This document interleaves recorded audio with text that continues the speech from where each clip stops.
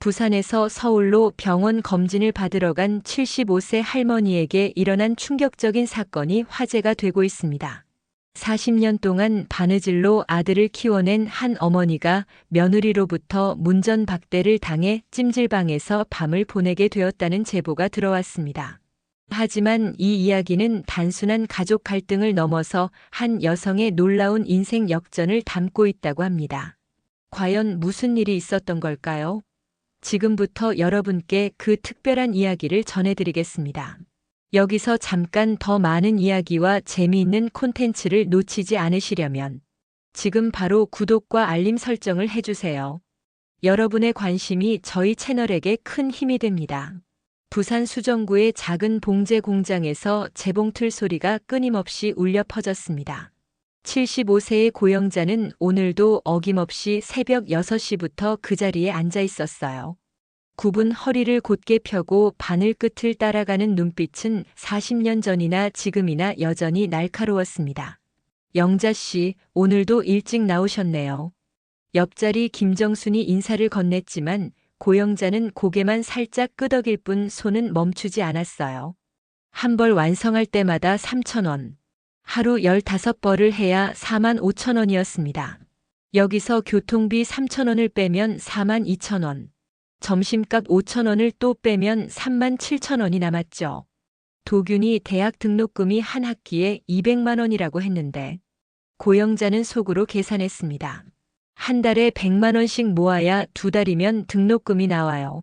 37,000원으로는 턱없이 부족했습니다. 그래서 고영자는 점심을 굶었어요.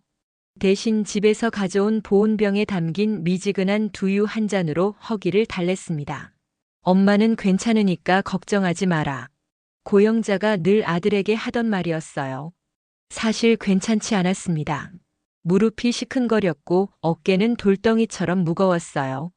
밤마다 파스를 붙이고 잠들었지만 아침이면 어김없이 아팠습니다. 하지만 도균 앞에서는 절대 티를 내지 않았어요. 한도균은 그런 어머니의 희생을 알고 있었습니다. 서울대 컴퓨터공학과에 입학할 때 어머니가 얼마나 기뻐했는지 지금도 선명히 기억했어요. 우리 도균이가 서울대를 가다니. 고영자는 동네 아줌마들에게 자랑하느라 목이 쉬도록 떠들어댔습니다. 그때 어머니의 얼굴은 평생 본 것 중 가장 환했어요. 대학 4년, 군대 2년을 거쳐 도균이 취업할 때까지 고영자는 하루도 빠지지 않고 공장에 나갔습니다. 비가 와도 눈이 와도 몸이 아파도 말이에요. 아들이 대기업에 취직하고 나서야 비로소 한숨 돌릴 수 있었어요. 이제 됐다. 내 역할은 끝났어. 고영자는 그렇게 생각했습니다. 하지만 도균의 인생은 거기서 끝나지 않았어요. 회사를 다니다가 스타트업을 차렸고 운 좋게도 사업이 성공했습니다. IT 분야는 고영자가 이해할 수 없는 영역이었지만 아들이 잘 되고 있다는 건 확실했어요. 좋은 여자와 결혼도 했고 서울 강남에 아파트도 샀습니다. 엄마, 이제 일 그만하셔도 돼요. 제가 용돈 드릴게요. 도균이 그렇게 말했을 때 고영자는 고개를 저었어요. 아직 건강한데 왜 놀고 먹어? 내 돈은 내가 써라. 사실은 무료할까봐 걱정됐습니다. 40년을 일해온 사람이 갑자기 손을 놓고 있으면 뭘 해야 할지 몰라요. 그래도 예전만큼 절박하지는 않았습니다. 이제는 점심도 제대로 먹었고 가끔 동네 카페에서 커피 한 잔 마실 여유도 생겼어요. 무엇보다 아들이 잘 사는 모습을 보는 게 가장 큰 기쁨이었습니다. 명절 때마다 서울에서 내려와 엄마 덕분이라고 말하는 도균을 보면 그동안의 고생이 다 보상받는 느낌이었어요. 영자 씨, 며느리는 어때요? 성격 좋나요? 공장 동료들이 가끔 물어봤습니다. 고영자는 애매하게 웃으며 글쎄요, 요즘 젊은 사람들은 다 그렇잖아요 라고 대답했어요. 사실 며느리 최수연과는 그리 가깝지 않았습니다. 1년에 2~3번 만나는 게 전부였고 만날 때마다 어색한 기운이 흘렀어요. 하지만 그것도 괜찮다고 생각했습니다. 아들이 행복하면 됐거든요. 고영자에게는 그것만으로도 충분했어요. 40년 동안 바늘과 실로 이어온 인생, 그 끝에 아들의 성공이 있다면 더 바랄 게 없었습니다. 재봉틀 소리는 오늘도 계속 울려 퍼졌습니다. 고영자의 손끝에서 만들어지는 옷가지들처럼 인생의 조각들도 하나씩 이어져 가고 있었어요. 영자 씨, 얼굴이 왜 그래요? 아픈 데 있어요? 김정순이 걱정스럽게 물어봤습니다. 고영자는 며칠 전부터 속이 더부룩하고 소화가 안 됐어요. 평소 잘 먹던 밥도 몇 숟가락 뜨면 배가 불러왔고 가끔 명치 끝이 쓰라렸습니다. 괜찮아요. 나이 들면 다 그런 거 아니겠어요? 고영자는 대수롭지 않게 넘겼지만 무릎 통증도 심해지고 있었어요. 아침에 일어날 때면 다리가 굽어져서 한참을 버둥거려야 겨우 일어설 수 있었습니다.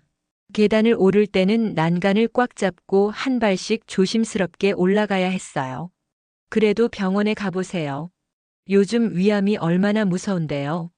동료들의 걱정이 계속되자 고영자는 마지못해 동네 의원을 찾았습니다. 수정구 시장 근처에 있는 작은 내과였어요. 대기실에는 고영자와 비슷한 나이의 어르신들이 가득했습니다. 어르신, 언제부터 속이 불편하셨어요? 젊은 의사가 청진기를 가슴에 대며 물어봤습니다. 고영자는 증상을 차근차근 설명했어요. 소화불량, 무릎 통증, 가끔 어지러움까지. 의사는 고개를 끄덕이며 들었습니다. 일단 기본 검사를 해보고, 나이를 고려하면 정밀 검사를 받아보시는 게 좋겠어요. 여기서는 장비가 부족해서 대학병원을 가셔야 합니다. 의사의 말에 고영자의 가슴이 철렁했어요. 대학병원이라니. 그곳은 정말 아픈 사람들이 가는 곳 아닌가요?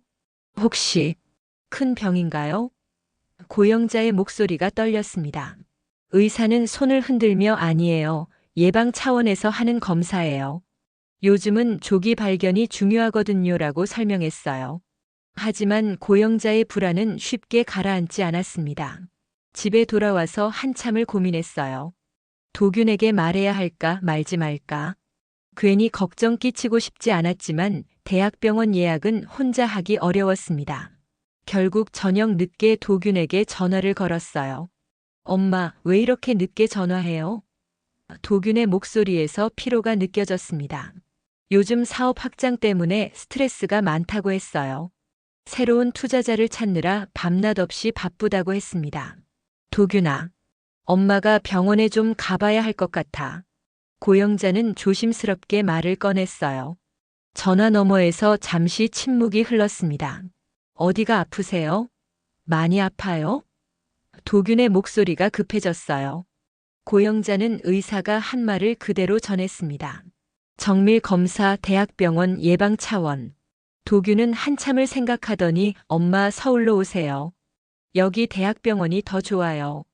제가 예약 다 잡아드릴게요라고 말했어요. 서울까지 가야 해? 고영자는 망설였습니다.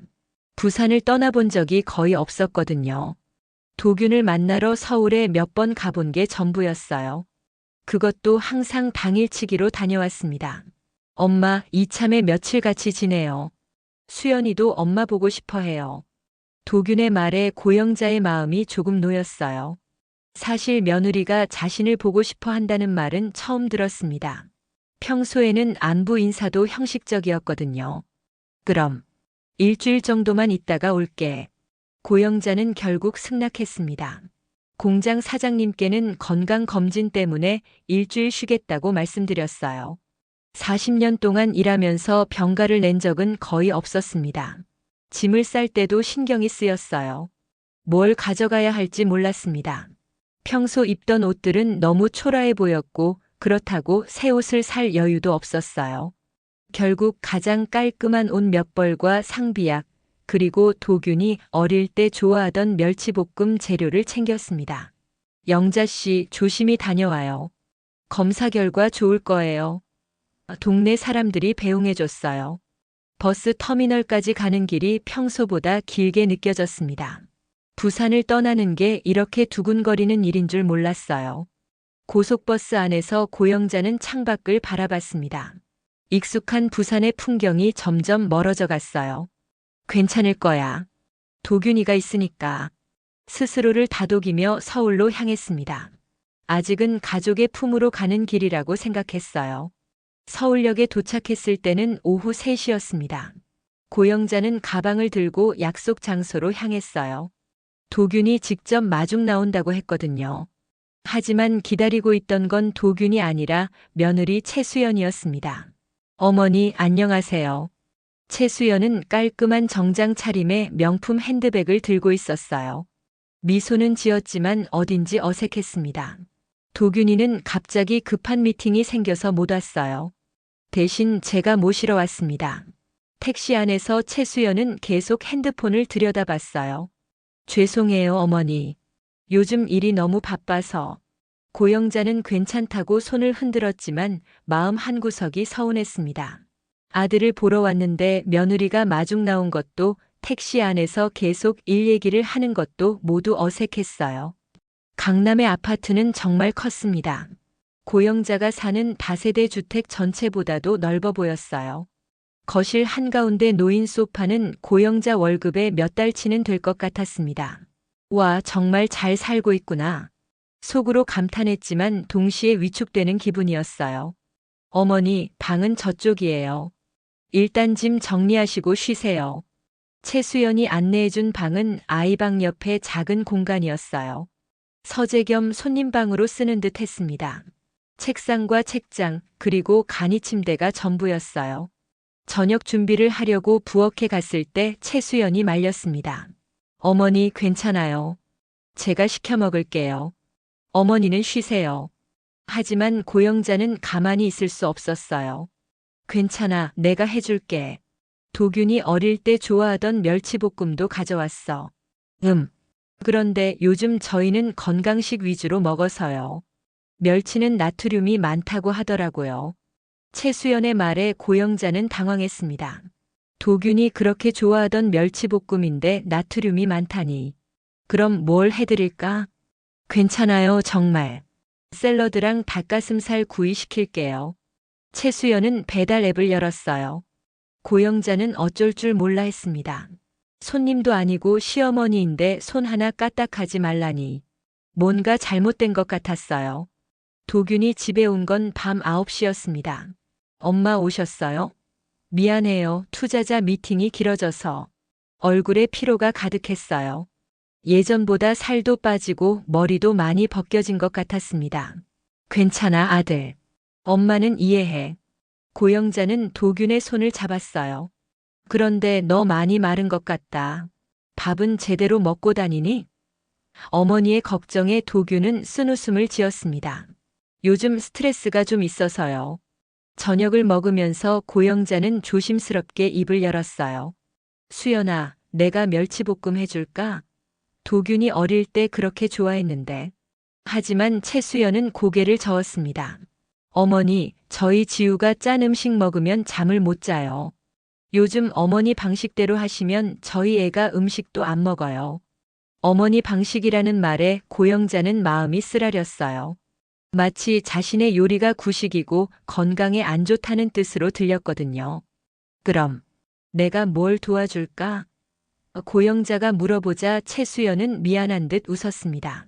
어머니, 정말 괜찮아요. 그냥 편히 쉬세요. 병원 검사 받고 회복하셔야죠. 말은 정중했지만 거리감이 느껴졌어요. 고영자는 자신이 불편한 존재라는 걸 서서히 깨달았습니다. 그날 밤 고영자는 잠을 이룰 수 없었어요.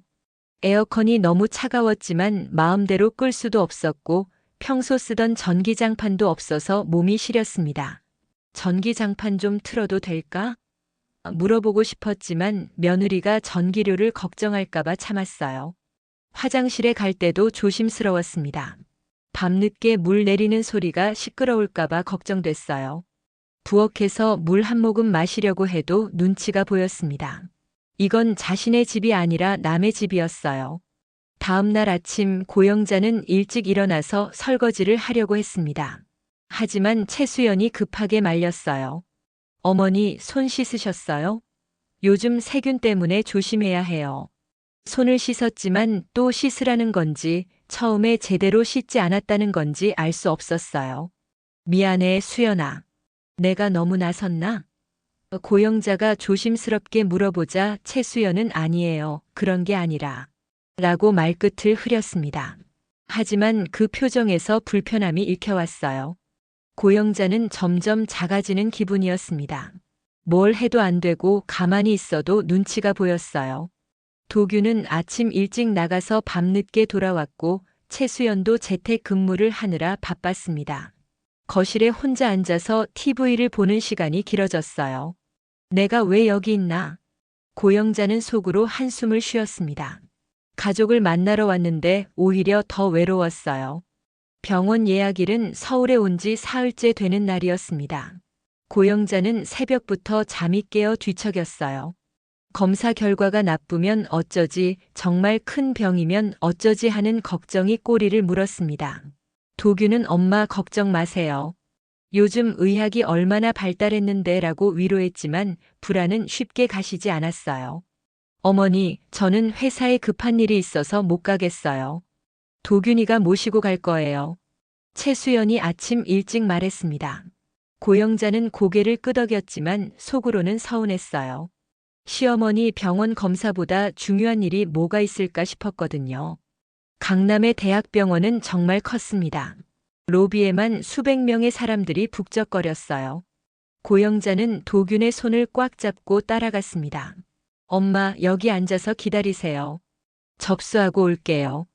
도균이 말하고 사라졌어요. 혼자 앉아서 주변을 둘러보니 신기했습니다. 부산의 작은 병원과는 차원이 달랐어요. 커피숍도 있고 편의점도 있고 마치 백화점 같았습니다. 여기서 검사받으면 정말 정확하겠구나. 고영자는 조금 안심했어요. 검사는 오전 내내 계속됐습니다. 위내시경, 복부 초음파, 혈액 검사, 엑스레이까지. 의료진들은 친절했지만 검사 과정은 피곤했어요. 특히 위내시경은 정말 괴로웠습니다. 어르신, 조금만 참으세요. 거의 다 끝났어요. 간호사가 등을 쓸어주며 격려했어요. 점심시간이 되자 도균이 엄마 병원 식당에서 죽 먹고 오세요. 저는 투자자랑 점심 약속이 있어서 못 같이 가겠어요 라고 말했습니다. 고영자는 아쉬웠지만 이해했어요. 아들도 바쁜 사람이니까요. 결과는 일주일 후에 나와요. 그때 다시 오시면 됩니다. 의사가 설명했을 때 고영자는 당황했어요. 일주일이나 기다려야 해요? 의사는 정밀 검사라서 시간이 좀 걸려요. 걱정하지 마세요 라고 웃으며 답했습니다. 병원 식당에서 혼자 죽을 먹는데 갑자기 눈물이 났어요. 왜 우는지 모르겠는데 자꾸 눈물이 흘렀습니다. 아마 피곤해서 그런 거겠지요. 검사 받느라 온종일 긴장했거든요. 식사를 마치고 화장실에 들렀습니다. 손을 씻고 가방을 확인하는데 깜짝 놀랐어요. 지갑이 없었습니다. 지갑이 어디 갔지? 가방을 다 뒤져봐도 지갑은 보이지 않았어요. 심장이 빨리 뛰기 시작했습니다. 지갑 안에는 현금 15만 원과 카드들, 그리고 도균 어릴 때 사진이 들어있었어요. 돈보다도 그 사진이 더 소중했습니다. 어디서 잃어버렸을까? 고영자는 다시 검사실들을 돌아다니며 찾아봤지만 허사였어요. 결국 도균에게 전화를 걸었습니다. 도균아, 엄마가 지갑을 잃어버렸어. 전화 너머에서 한숨 소리가 들렸어요. 엄마 어디서요? 병원에서요? 도균의 목소리에 짜증이 섞여 있었습니다. 미안해 아들. 엄마가 조심하지 못해서. 고영자는 자꾸 사과했어요. 도균은 일단 집에 오세요. 제가 택시비 계좌로 보내드릴게요 라고 말했습니다. 하지만 목소리가 차가웠어요. 택시를 타고 집으로 가는 길에 고영자는 계속 자책했습니다. 75살이나 된 사람이 지갑도 제대로 못 챙기다니. 아들에게 폐만 끼치는 것 같았어요. 택시 기사님이 어르신 괜찮으세요? 얼굴이 안 좋아 보이는데 라고 걱정해줬지만 대답할 기운도 없었습니다. 아파트에 도착해서 초인종을 눌렀습니다. 하지만 문이 열리지 않았어요. 다시 눌러봐도 마찬가지였습니다. 수연아, 나야. 큰 소리로 불러봤지만 아무 대답이 없었어요. 한참 후에 인터폰에서 최수연의 목소리가 들렸습니다. 어머니, 죄송한데 친구들이 와 있어서요. 아이 생일 파티 준비하고 있거든요. 오늘은 외부 숙소에서 주무시는 게 어떨까요? 고영자는 귀를 의심했어요. 외부 숙소라니. 자신이 지금 갈 곳이 없다는 걸 모르는 건가요? 수연아, 나 지갑을 잃어버려서 돈이 없어. 떨리는 목소리로 말했지만 답은 차갑게 돌아왔습니다. 어머니, 계좌로 송금해 드릴게요. 서울역 근처에 좋은 찜질방 있어요. 거기서 하룻밤 주무시고 내일 오세요. 그리고는 인터폰이 끊어졌어요. 고영자는 아파트 앞에 서서 멍하니 위를 올려다봤습니다. 20층 어딘가에 아들이 살고 있는데 정작 자신은 들어갈 수 없었어요. 눈앞이 캄캄했습니다. 서울역 근처 찜질방까지 가는 지하철 안에서 고영자는 계속 고개를 숙이고 있었습니다. 사람들이 자신을 보는 것 같아서 얼굴을 들 수가 없었어요. 75살 노인이 밤에 찜질방으로 가는 모습이 얼마나 초라해 보일까요? 무엇보다 자신이 며느리에게 쫓겨난다는 사실이 믿기지 않았습니다. 서울역 도착했습니다. 안내방송이 나왔을 때 고영자는 무거운 몸을 일으켰어요. 가방 하나만 들고 계단을 올라가는데 다리에 힘이 하나도 없었습니다. 며느리가 알려준 찜질방은 역에서 10분 정도 걸어야 하는 곳이었어요. 어서 오세요. 찜질방 직원이 밝게 인사했지만 고영자는 겨우 고개만 끄덕였습니다. 이용료는 10,000원이에요. 수건이랑 옷은 안에 있어요. 10,000원. 최수연이 보내준 돈에서 10,000원을 내는 게 이렇게 마음 아플 줄 몰랐어요. 로커에 가방을 넣고 찜질복으로 갈아입었습니다. 거울에 비친 자신의 모습이 처량했어요. 흰머리가 성성하고 얼굴은 하루 종일 울어서 퉁퉁 부어 있었습니다. 이게 뭐 하는 짓인가? 속으로 중얼거리며 찜질방 안으로 들어갔어요. 찜질방은 생각보다 사람이 많았습니다. 가족 단위로 온 사람들, 친구들끼리 온 젊은이들, 그리고 고영자처럼 혼자 온 사람들까지. 하지만 고영자만큼 나이 든 사람이 혼자 있는 건 처음 봤어요. 다른 사람들은 다 편안해 보이는데 자신만 위축된 기분이었습니다. 황토방에 들어가서 누웠지만 잠이 오지 않았어요. 뜨거운 돌바닥이 등을 찢었지만 마음은 더 뜨거웠습니다. 분노인지 슬픔인지 알 수 없는 감정이 가슴을 꽉 눌렀어요. 내가 뭘 잘못했나? 계속 자문했지만 답을 찾을 수 없었습니다. 옆에 누워있던 중년 여성이 말을 걸어왔어요. 어머니, 어디서 오셨어요? 친절한 목소리였지만 고영자는 대답하기 싫었습니다. 자신의 처지를 설명하고 싶지 않았거든요. 부산에서요라고 짧게 답하고 눈을 감았어요. 자식들 보러 오셨나 보네요. 좋으시겠어요. 그 말에 고영자의 가슴이 찔렸습니다. 자식을 보러 왔다가 쫓겨난 거라고 어떻게 말해요? 네. 라고 대답하는 게 고작이었어요. 밤이 깊어질수록 찜질방은 조용해졌습니다. 아이들의 웃음소리도 어른들의 대화 소리도 점점 줄어들었어요. 고영자는 화장실에 갔다가 세면대 앞에서 거울을 봤습니다. 거울 속에 자신이 너무 초라해서 눈물이 났어요. 왜 이렇게 됐을까? 찬물로 얼굴을 씻으면서 지난 40년을 되돌아봤습니다. 도균을 위해 희생한 모든 것들, 굶으면서까지 학비를 댄 그 시간들, 아들의 성공을 위해 자신을 포기했던 순간들. 그런데 결국 이런 대접을 받게 되다니. 다시 황토방으로 돌아와서 누웠지만 잠은 더욱 오지 않았어요. 다른 사람들의 잠든 숨소리만 들렸습니다. 어떤 아주머니는 코를 골고 어떤 할아버지는 잠꼬대를 했어요. 평범한 사람들의 평범한 잠자리였지만 고영자에게는 지옥 같았습니다. 새벽 3시쯤 되자 도균에게서 전화가 왔어요. 엄마, 지금 어디세요? 목소리에 걱정이 묻어 있었습니다. 아마 최수연에게서 사정을 들었나 봐요. 찜질방에 있어. 고영자는 담담하게 대답했어요. 엄마, 미안해요. 수연이가 너무했네요. 지금 가서 모셔올까요? 도균의 사과가 이어졌지만 고영자는 피곤했습니다. 됐어. 아침에 가면 돼. 더 이상 누구에게도 짐이 되고 싶지 않았어요. 엄마. 도균의 목소리가 떨렸습니다. 하지만 고영자는 전화를 끊었어요. 아들과 며느리 사이에서 자신이 짐덩어리가 된 것 같았거든요. 40년 동안 아들을 위해 살았는데 결국 이런 신세가 되다니. 사우나를 갔다가 왔지만 여전히 잠이 오지 않았어요. 뜨거운 증기 속에서도 가슴 속 응어리는 풀리지 않았습니다. 거울 속 자신의 모습을 보니 정말 늙어 보였어요. 하루 사이에 몇 살은 더 늙은 것 같았습니다. 새벽 5시가 되자 슬슬 사람들이 움직이기 시작했어요. 일찍 출근하는 사람들, 운동하러 가는 사람들. 모두 자신만의 삶이 있어 보였습니다. 고영자만 갈 곳이 없는 것 같았어요. 이제 어떻게 살아야 하나. 고영자는 찜질방 로비에 앉아서 멍하니 창밖을 바라봤습니다. 서울의 새벽이 밝아오고 있었지만 자신의 앞날은 캄캄했어요. 아침 8시 고영자는 찜질방 로비에서 도균을 기다리고 있었습니다.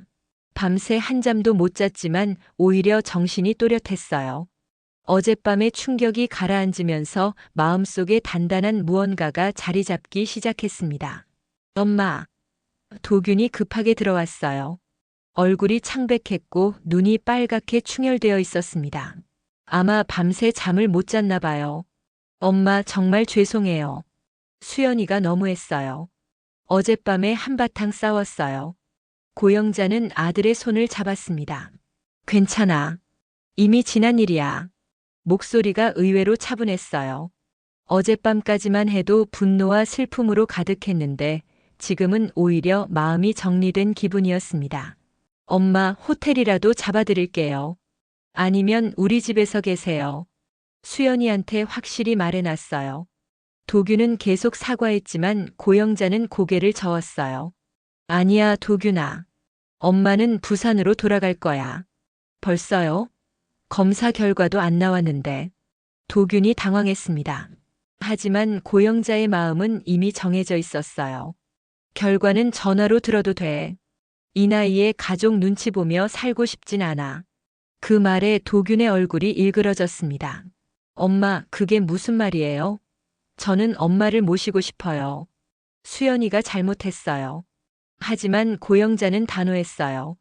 내 아내와 내가 편하게 사는 게 맞아. 엄마는 엄마 갈 길 가면 돼. 엄마. 도균의 목소리가 떨렸지만 고영자는 마음을 바꾸지 않았습니다.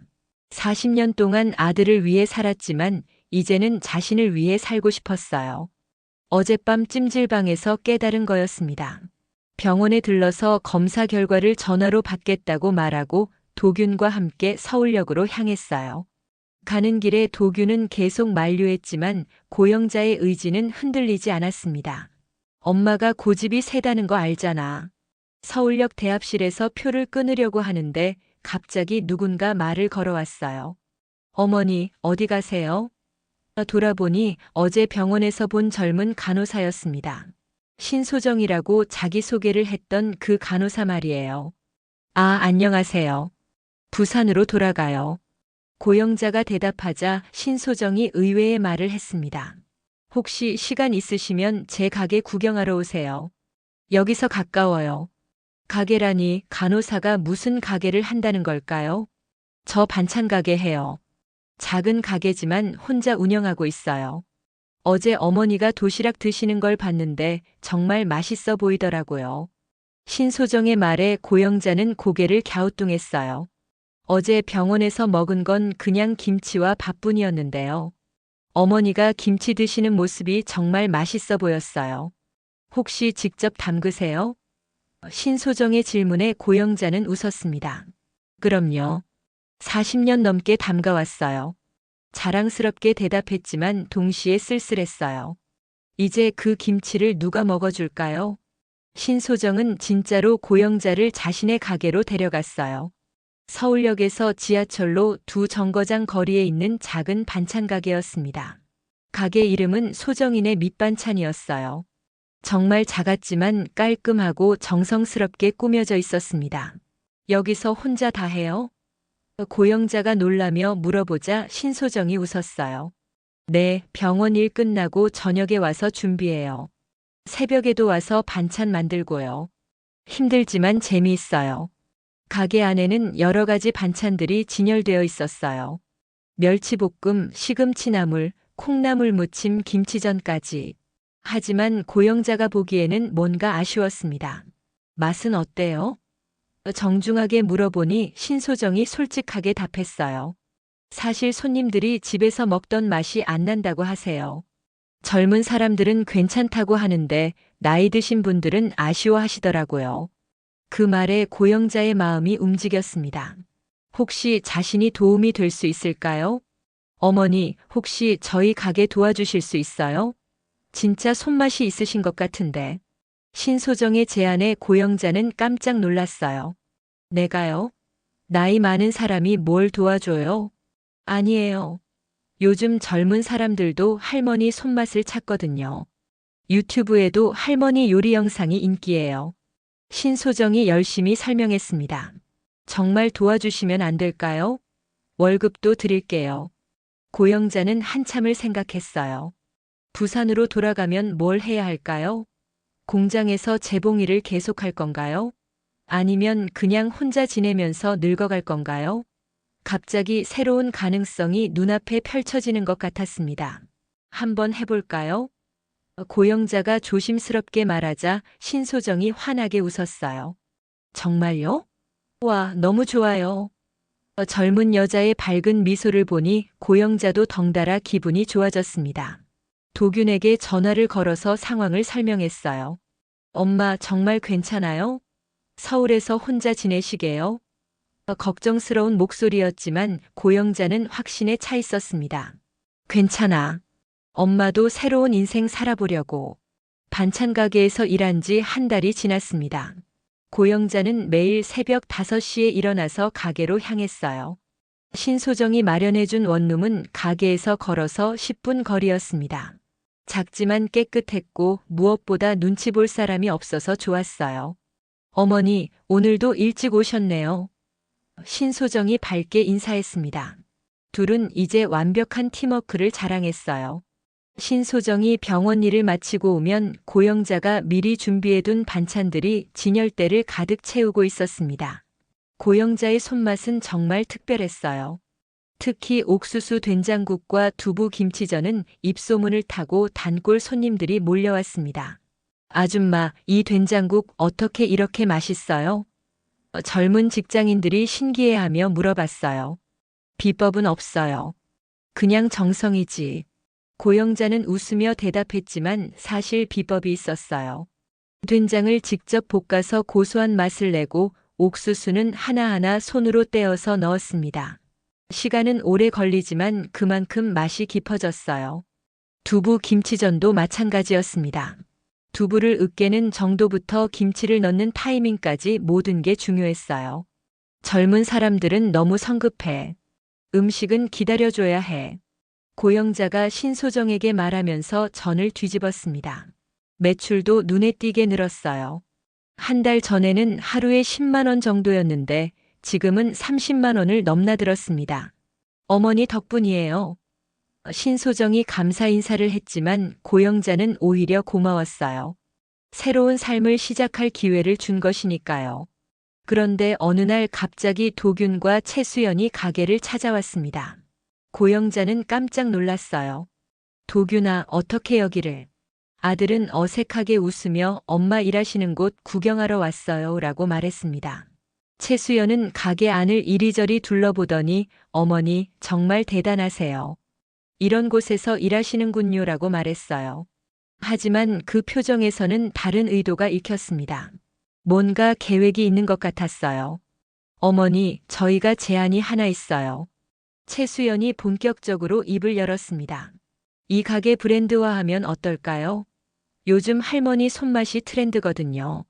저희가 투자해서 체인점으로 만들어 보려고요. 고영자는 당황했어요. 브랜드화라니 체인점이라니. 무슨 말인지 잘 모르겠는데. 최수연은 준비해온 자료를 꺼내며 설명했습니다. 할머니 손맛을 콘셉트로 해서 여러 지점을 내는 거예요. 어머니가 메뉴 개발하시고 저희가 사업을 운영하는 거죠. 엄마 좋은 기회 같은데요. 수연이가 브랜드 컨설팅 전문가거든요. 도균도 거들었지만 고영자는 뭔가 이상했어요. 한 달 전에는 자신을 문전박대했던 며느리가 갑자기 이런 제안을 하다니. 어머니 이름으로 브랜드를 만들어요. 영자 할머니네 밑반찬 어때요? 정말 잘 될 것 같은데요. 최수연의 눈이 반짝였습니다.